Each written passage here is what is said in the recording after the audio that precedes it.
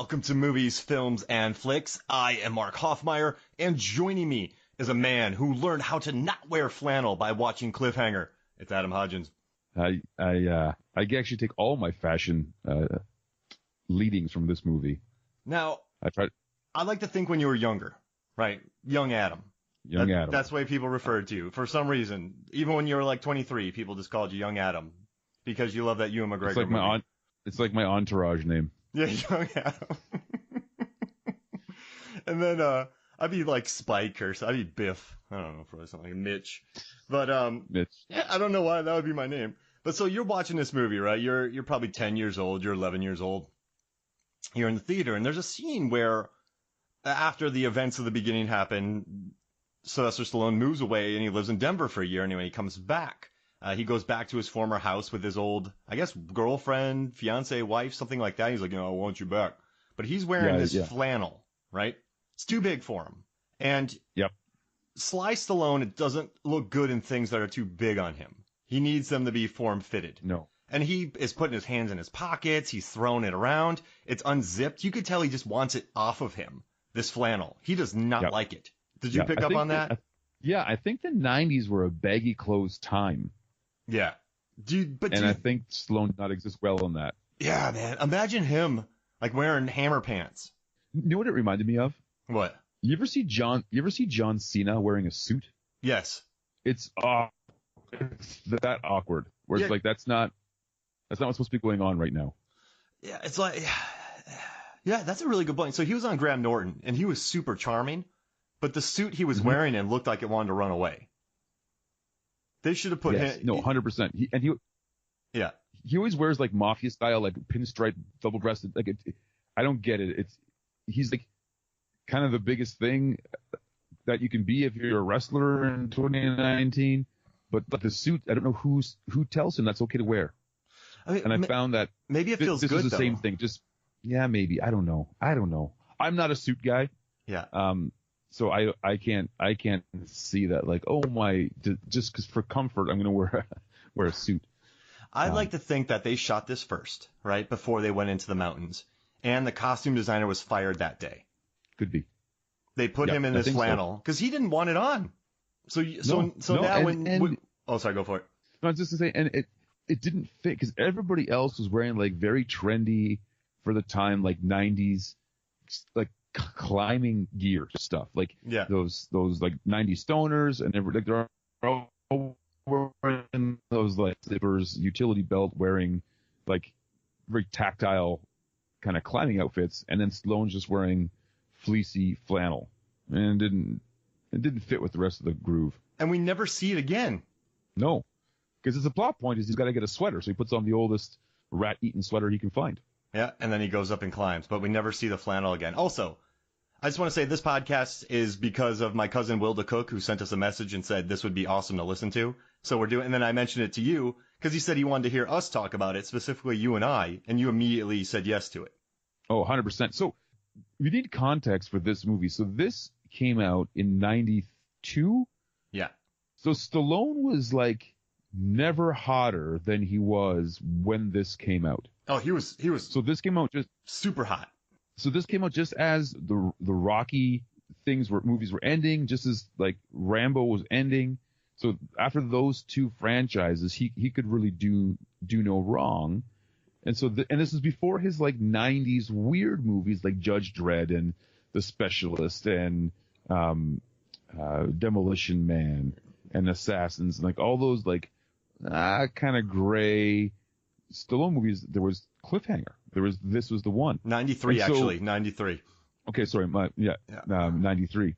And I was sold on it before I just heard Stallone. I'm like, man, I got to go see that. Got to go see that movie. So like, as a 12-year-old boy, this was it. Nothing was going to be cooler than Cliffhanger that year.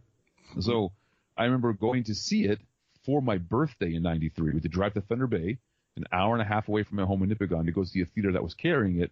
So I could bring one friend, and the family went and saw Cliffhanger for my birthday. Oh my gosh. Yeah, it was a big deal. And then I bought the Sega Genesis video game when it came out. There was a Cliffhanger video game? Oh, there was, and it is unanimously regarded as the worst video game ever. I love those quick tie-ins. Yeah. So I bought it, and I was very. So, were you a Super Nintendo guy or a Genesis guy? I had a Genesis. Okay. But either way, choosing a game to buy was a big deal. Yes. My mom bought me a game one time, and I felt terrible because it cost $60. Because, like, we were pinching pennies and, like, single mom, all that kind of stuff. And I just felt terrible that she bought me a game. They were expensive. Yeah. And so, this game, you save up money and then you want to make an educated decision. So I was babysitting at that point in time. So this game was awarded the worst movie to game of 1994 by Electronic Gaming Monthly. It said it was truly disgusting piece of software. Wow. But what clinched me to buy it, because I remember I was like, is I would only buy multiplayer games so my friends could play. I was like, the more people playing, the better. And so this game had on the back, it said 1 or 2 players. And then so I got it, and my friend Jonathan came over, and we were like, we're going to play this game, and it's going to be like Cliffhanger, the game. We were all pumped up about it. We were like, for an hour, we frustratingly tried to play it with 2 players to figure out the 2-player mode. At the end of this, like angering hour, I asked my dad, I'm like, can I please call this 1-800 number on the back of this, or 1-900 number, because it was going to cost money, on the back of this instruction manual to find out how to play 2-player. So he was like, fine, but be quick because it's going to cost money. And I called and they're like, oh, yes, there was a typo. It's only supposed to be 1-player game. We made a mistake printing that. Wow. And so not only did I spend all this money on this game, it was a bad game, and it wasn't even a 2-player game. It was brutal. Jeez. So we both have sad stories around Cliffhanger. Oh, yes. Apparently we do. So if I can recall, I remember I had a birthday, and a friend was supposed to show up to meet me for it, and he never met with me. So then I don't think I watched the movie. And then my brother's birthday was 3 days later, and he had a choice to go see Cliffhanger or to go-karting with his friends. And so it wasn't my birthday, but I was like, please do Cliffhanger. He's like, I'm going to go go-karting. I was like, why? It lasts like 5 minutes. We can all go see Cliffhanger. It's like 2 hours. It's so much better than go-karting. Go-karting's like 10 minutes. So I never got to see Cliffhanger in the theater. It got taken away from me twice. It was in my fingers, and I didn't get to watch it. If I would have known you at that, I would have brought you for my birthday when we went and saw it. Thank you, man. I would have been so happy. No, it would have been great. Now, I just want to tell you something. You haven't lived until you've seen John Lithgow hit Sylvester Stallone in the ribs. The Foley artist in this movie deserves an Oscar. So much Foley. Such a visceral crunch when he punched him in the ribs. So he's falling 50 feet. He's falling I have so much data on this movie, Adam. It's insane. He's falling all over the place. He's crashing on rocks. But I felt he was the most hurt when Stallone was working them ribs. Yeah. Or when Lithgow was working them ribs. And it was like, it was a throwback to how Rocky worked the ribs on the sides of beef. I think Lithgow watched that footage and was like, I'm going to do that to Rocky now. And then he just worked it was viscerally upsetting. I'm watching this movie and I'm going, I just saw John Lithgow punch Sylvester Stallone in the ribs. Life doesn't get better. Now, when watching this movie, so again, this was a movie I saw in theater, and again, it was like Stallone, so I was in, I bought the video game, came on VHS. This is one of the first VHS tapes I bought. I remember for a while my VHS collection was Batman, Predator, and Cliffhanger. Those are the 3. Wow, those are epic. Those are the 3, because VHSs were like $26 back in the day. Crazy expensive. So you had to be picky, and this was one that made my cut.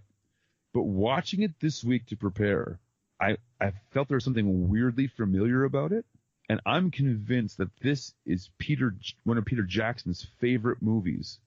Because there's these sweeping shots of the mountains. Yes. And then like people walk, and I'm like, there's so many Lord of the Rings visuals in this movie that I swear he took them from this. I was watching this on Crackle.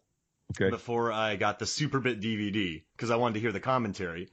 And the commentary is not on the Superbit DVD, by the way. Just want to give everyone a heads up on that. So I'm watching on Crackle, and the opening shots, the helicopter shots that they had of the Italian mountains, because they didn't shoot in America. No. The shots that they got in the opening scenes of this are second to none as far as Oh, 93. it is beautiful looking. It's stunning. Stunning. I mean, I was awestruck. There's a scene where the helicopter goes under Stallone and then goes like over. And then it's just, and then I think Michael Rooker was really put in that spot when they find him and the lady that he's climbing with. Yeah. Yeah. I could unpack that opening, like the James Bond opening of this movie for an hour. Just that scenario and what's going on there. I think they would have been annoyed though, because didn't you catch when Michael Rooker had the flare up in the air, then he put the flare down, and all the flare gas flew in his face, and he looked all mad, and he lifted it back up. Did you catch that? I did, and to be fair, Michael Rooker looks angry 80% of the time. Yeah. Like in life, like I'm sure he's a very, very nice dude. Oh, he's hilarious. He's hilarious. But he has a angry resting face. And in this movie, that's all he was angry. Yeah. Because he's angry at the bad guys, he's angry at the good guys, he's angry at life, he's angry at himself. He has no joy. I went to a panel at Dragon Con. Megan and I went to go see Michael Rooker, and some guy was like, "Hey, how was it working on Cliffhanger?" And Rooker goes, "It was cold." And then he goes, "That stuntman, that scene I had with that soccer player, he was going to kick me in the ribs." I said, "I don't need padding for my ribs." And they kicked me in the ribs once. I said, "Give me the padding." That's amazing. That's all he said about Cliffhanger. He's like, "It was cold." Yeah, so he's still angry about it. Yeah, and I watched some behind the scenes stuff from like, remember when Entertainment Weekly used to go on all the sets? They were on there, and it was freezing. They had to leave. They had to like clear the mountains sometimes because of high winds. They shot Renny Harlin. They went to the mountains of Italy and shot. I mean, there's definite set work for sure, but the exteriors are cold. They went Revenant before Revenant went Revenant. Yeah, well, and I think too, like for me, regardless of genre, when a movie makes you feel something, I'm like, there we go. That's successful for me. So like, I like a good horror movie because it's going to make me feel something. If I turn a movie off and I'm still like upset by what I've seen or what a character, then I'm like, oh, this movie has done well. This movie made me uncomfortable watching it because it's so cold. And you're like, nobody is ever like in a comfortable situation in this whole movie. You're absolutely right. And I want to ask you one question though. So they're out in the beautiful exteriors, and then when the set work at the end, when they're fighting, oh man, what's his name? On the bridge? Yeah, when they're fighting Travers. I mean, that is such a stage. So you go from this like really excellent outside shots, exterior shots, into a stage that has styrofoam ice on the chains. Yeah. It looked like they walked from. And it looked like the mountains in the States. Like they did a great job making it look like, North American landscaping. It looks like they took a wrong turn and ended up on the set of Batman and Robin with all like the Mr. Freeze ice everywhere. And I was like, what is like, and like it had the fog. It looked like a bad 80s rock video was going to happen. Like it was jarring. Who built that bridge?